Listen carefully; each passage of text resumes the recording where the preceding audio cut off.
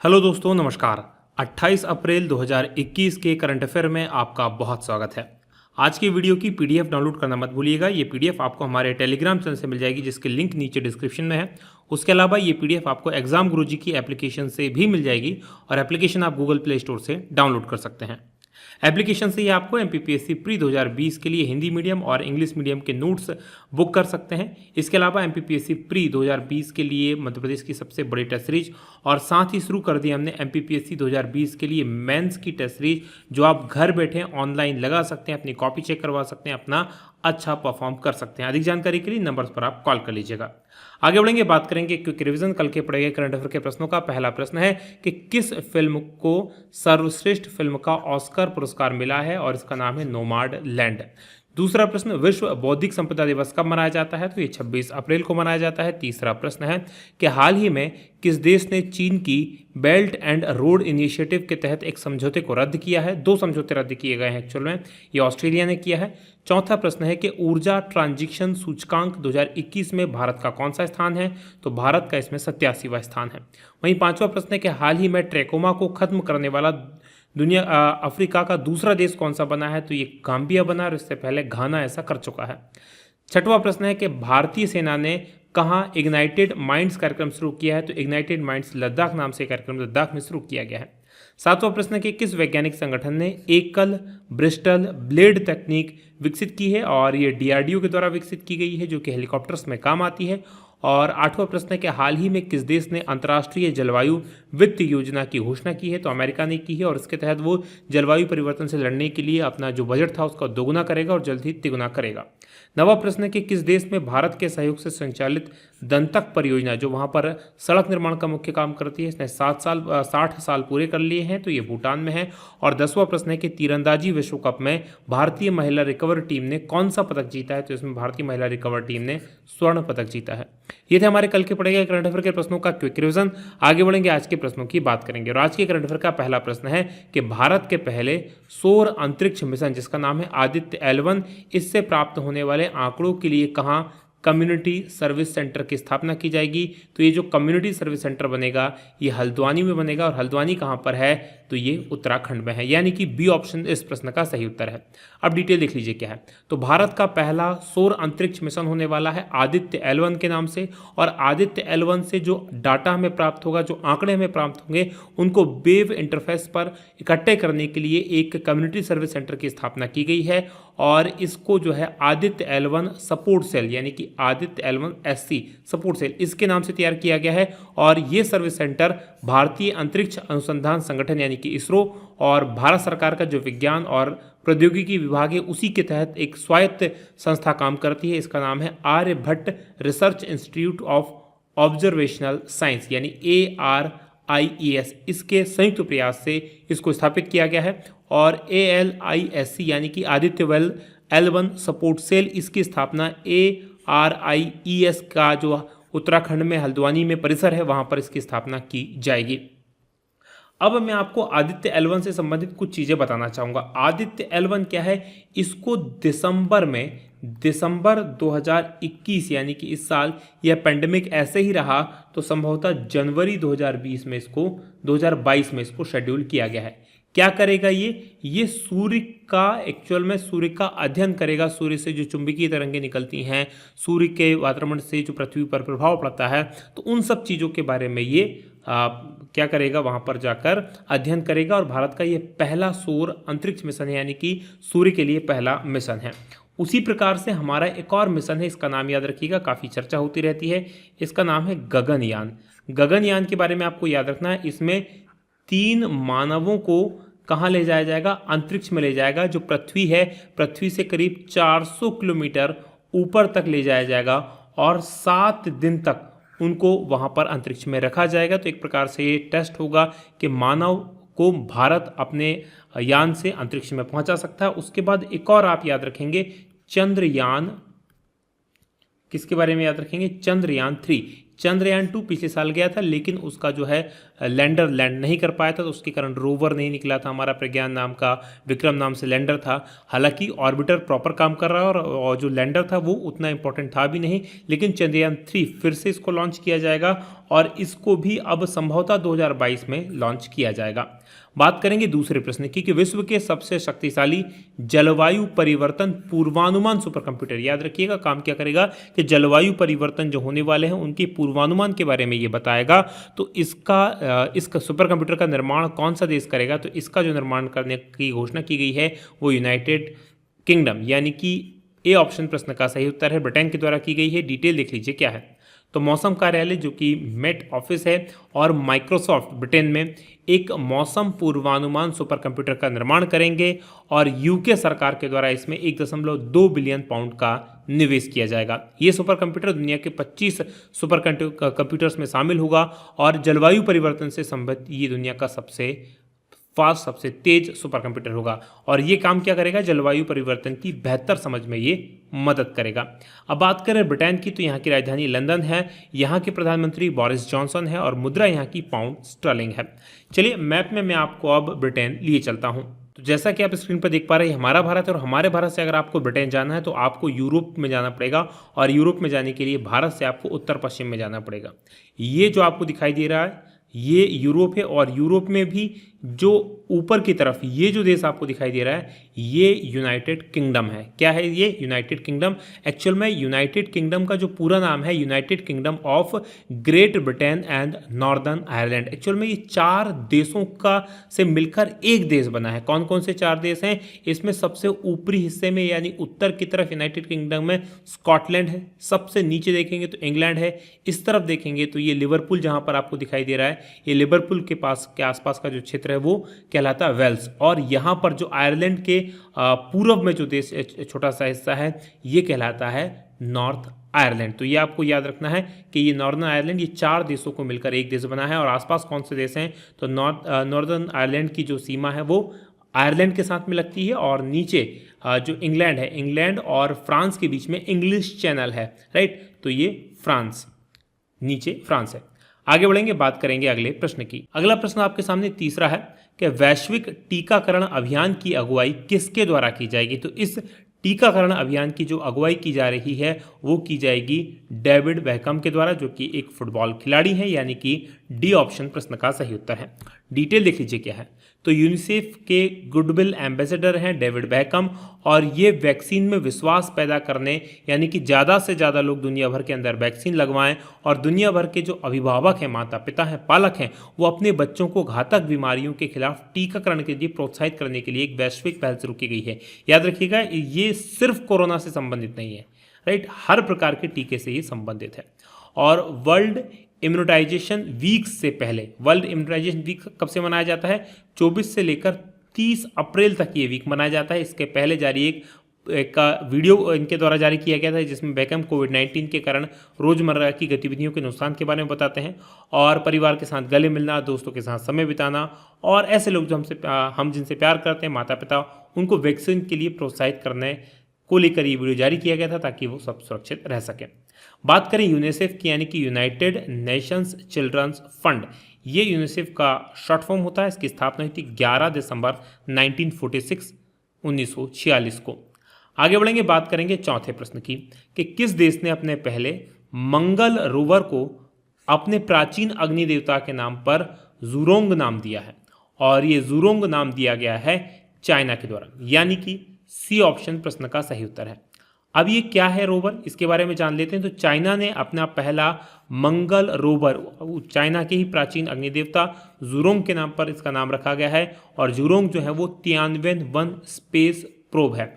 एक space probe, एक space shuttle China ने मंगल ग्रह के लिए भेजा है, जैसे हमारा मंगलयान था MOM मार्स ऑर्बिटर मिशन, उसी प्रकार का ये प्रोब है। लेकिन जहां हमारा मंगलयान जो सफल हुआ था वो चंद्रमा की कक्षा में ऑर्बिट कर रहा है, लेकिन ये चंद्रमा की सतह पर उतरेगा। मंगल की कक्षा में ये पहुंच चुका है। फरवरी 2021 में ये मंगल की कक्षा में पहुंच गया। अगर मैं तारीख से इसे याद कर पा रहा हूँ तो 9 तारीख है संभवतः जब पहुंच गया और मई 2021 में ये मंगल ग्रह पर लैंडिंग करेगा। और अगर ये लैंडिंग में सफल होता है तो चाइना जो है अमेरिका के बाद मंगल पर रोवर लैंड करवाने वाला दुनिया का दूसरा देश बन जाएगा। ये आपको याद रखना है।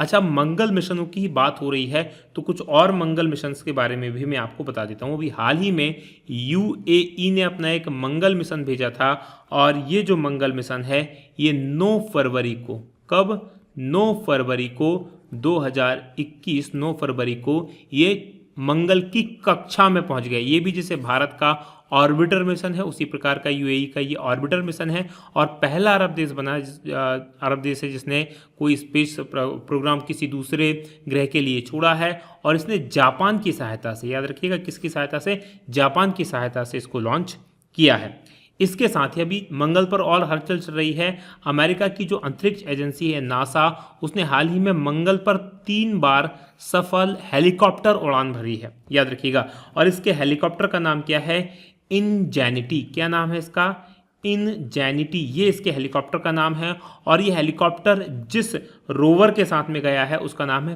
Perseverance, Perseverance. तो ये आप याद रखेंगे कि इनजेनिटी ये हेलीकॉप्टर का नाम है, परसेवरेंस। और वहाँ पर मंगल पर उन्होंने ऑक्सीजन भी बनाई है, ये आपको याद रखना, ऑक्सीजन भी बनाई है। करीब 10 मिनट आदमी 100 आदमी सांस ले सके इतनी ऑक्सीजन का निर्माण भी मंगल ग्रह पर अमेरिका ने किया है, ये आप याद रखेंगे।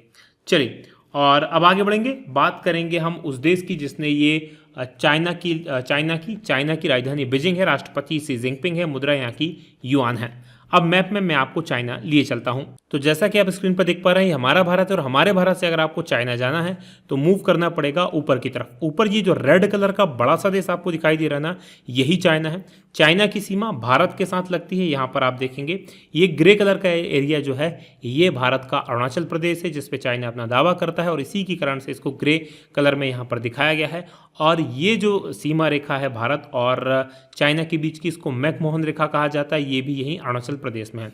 इसके अलावा चाइना ने भारत के इस क्षेत्र पर, जिसको अक्साई चीन कहा जाता है, इस पर कब्जा किया हुआ है। लद्दाख भारत के नक्शे में लद्दाख के अंतर्गत आता है। अब इसकी राजधानी को देखेंगे तो इसकी जो अधिकांश जनसंख्या निवास करती है, इस क्षेत्र में कोई बड़ी जनसंख्या निवास नहीं करती है।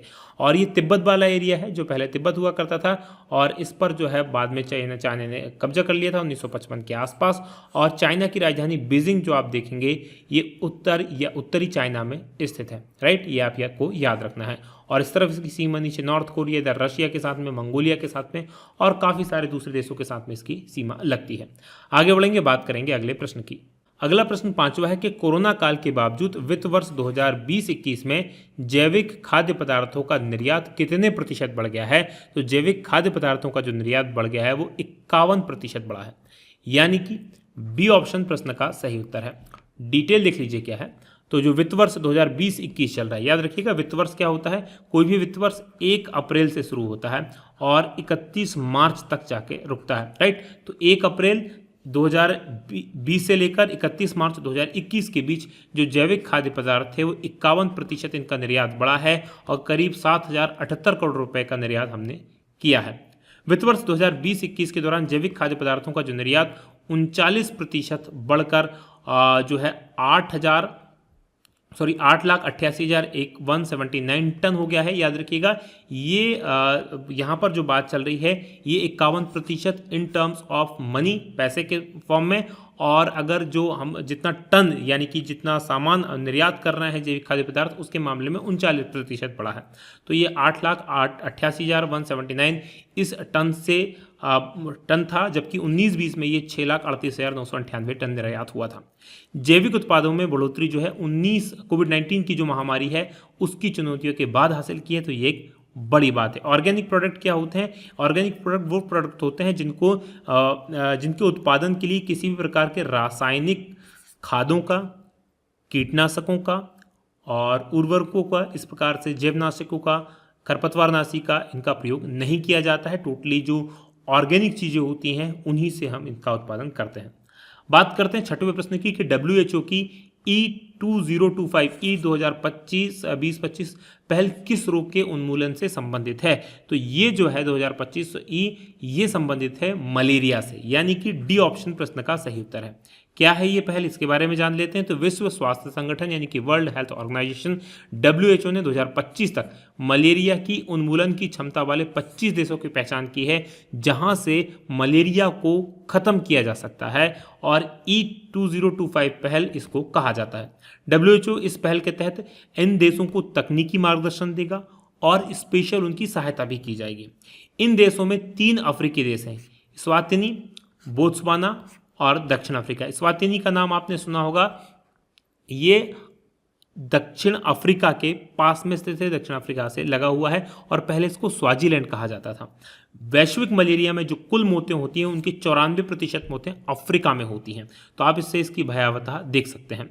बात करेंगे 7वें प्रश्न की कि मेघालय ने कब तक हर घर जल का लक्ष्य रखा है। तो हर घर जल का जो लक्ष्य रखा गया है वो दिसंबर 2022 तक रखा गया है, यानी कि ए ऑप्शन प्रश्न का सही उत्तर है। डिटेल लिख लीजिए क्या है। तो मेघालय ने जल जीवन मिशन, ये केंद्र सरकार का मिशन है, इसके तहत दिसंबर 2022 तक हर घर में जल नल के द्वारा जल पहुंचाने की योजना रखी गई है और मेघालय में 5,89,000 ग्रामीण परिवार रहते हैं। अभी केवल 16% लोगों को ही नल कनेक्शन उपलब्ध कराए गए हैं। जल जीवन मिशन के तहत भारत सरकार का लक्ष्य है कि 2024 तक भारत के प्रत्येक घर में नल के द्वारा जल पहुंचाया जाए। बात करें मेघालय की, तो इसकी राजधानी शिलोंग है। यहाँ के मुख्यमंत्री जो हैं कॉनराड संगमा है और राज्यपाल जो है सत्यपाल मलिक हैं। बात करें 8वें प्रश्न की, आरबीआई ने निजी बैंकों के एमडी, मैनेजिंग डायरेक्टर और सीईओ, चीफ एग्जीक्यूटिव ऑफिसर्स का कार्यकाल कब तक के लिए सीमित कर दिया है। तो इसको सीमित करके 15 साल के लिए कर दिया गया है, यानी कि ए ऑप्शन प्रश्न का सही उत्तर है। डिटेल देख लीजिए क्या है। तो भारतीय रिजर्व बैंक यानी कि आरबीआई ने वाणिज्यिक बैंकों के प्रबंध निदेशक जो होते हैं, एमडी जो होते हैं, मैनेजिंग डायरेक्टर जो होते हैं और मुख्य कार्यकारी अधिकारी यानी कि सीईओ जो होते हैं, उनके कार्यकाल के लिए सीमित कर दिया गया कि अब वो केवल 15 वर्ष तक ही अपने पद पर रह सकते हैं। और ये समय सीमा पूर्णकालिक निदेशकों यानी कि जो फुल टाइम डायरेक्टर्स रहते हैं उन पर भी लगी रहेगी। और निजी बैंकों में एमडी और सीईओ जो होते हैं, डब्ल्यूटीएस के लिए अधिकतम जो सीमा रखी गई 70 वर्ष, यानी कि निजी बैंकों में 70 साल से ज़्यादा का कोई व्यक्ति एमडी और सीईओ नहीं हो सकता है। बात करेंगे आरबीआई की, तो इसकी स्थापना 1 अप्रैल 1935 को हुई थी। मुख्यालय इसका मुंबई में और गवर्नर शक्तिकांत दास हैं। बात 9वें प्रश्न की होगी कि किस टेनिस खिलाड़ी ने 12वां बार्सिलोना ओपन खिताब जीता है। तो बार्सिलोना ओपन खिताब जो जीता है वो जीता है राफेल नडाल ने, यानी कि डी ऑप्शन प्रश्न का सही उत्तर है। डिटेल देख लीजिए क्या है। तो राफेल नडाल ने स्टेफानोस तित्तिपास को हराया और इनको हराकर करियर का 12वां बार्सिलोना ओपन खिताब जीता है। नडाल का ये 87वां करियर का खिताब है। और क्ले, ये जिसको मिट्टी कहा जाता है, याद रखिएगा, जो टेनिस होती है वो 3 अलग अलग टाइप के ग्राउंड्स पर खेली जाती है। एक होती है जिसको हम घास की मैदान होती है, दूसरा हार्ड कोर्ट होता है और तीसरे क्ले कोर्ट होता है, राइट। तो ये दूसरा टूर्नामेंट है जहां नडाल ने 12 या अधिक खिताबों पर कब्जा किया, यानी 12 बार लगातार बार्सिलोना ओपन खिताब जीता है। बार्सिलोना एक्चुअल में एक शहर का नाम है और ये शहर स्पेन का शहर है, ये आपको याद रखना है। कहाँ का शहर है? स्पेन का। बात करेंगे 10वें प्रश्न की कि अंतर्राष्ट्रीय हॉकी महासंघ का पहला सीनियर विश्व हॉकी 5 ए साइड हॉकी इवेंट कहाँ आयोजित होगा। और इसका जो आयोजन किया जाएगा वो किया जाएगा लुसाने में, जो कि स्विट्जरलैंड में है, यानी कि बी ऑप्शन प्रश्न का सही उत्तर है। डिटेल देख लीजिए क्या है। तो अंतर्राष्ट्रीय हॉकी महासंघ यानी कि FIH ये अपना पहला सीनियर विश्व हॉकी 5 ए साइड हॉकी इवेंट ये 11-12 सितंबर को 2021 को स्विट्जरलैंड के लुसाने में आयोजित करेगा। और इस टूर्नामेंट में पुरुष और महिला वर्गों में 5-5 मजबूत टीमें हिस्सा लेंगी। ये था हमारा आज का करंट अफेयर। अब बात करेंगे कल के सवाल की। कल मैंने आपसे प्रश्न पूछा था कि भारत के 48वें मुख्य न्यायाधीश कौन बने हैं, और ये बने हैं न्यायमूर्ति N वेंकट रमन्ना, यानी कि बी ऑप्शन प्रश्न का सही उत्तर है। अब आज के प्रश्न का उत्तर देना मत भूलिएगा। आज का हमारा प्रश्न है कि भारत और किस देश की नौसेना के बीच 19वां द्विपक्षीय अभ्यास वरुण 2021 के नाम से शुरू हुआ है। तो इनमें से किस देश के बीच में शुरू हुआ है, कमेंट करके जरूर बताइएगा। और ये वीडियो कैसा लगा बताना मत भूलिएगा। आज की बात करेंगे यहीं समाप्त। आप लोगों का बहुत बहुत धन्यवाद। जय हिंद, जय भारत।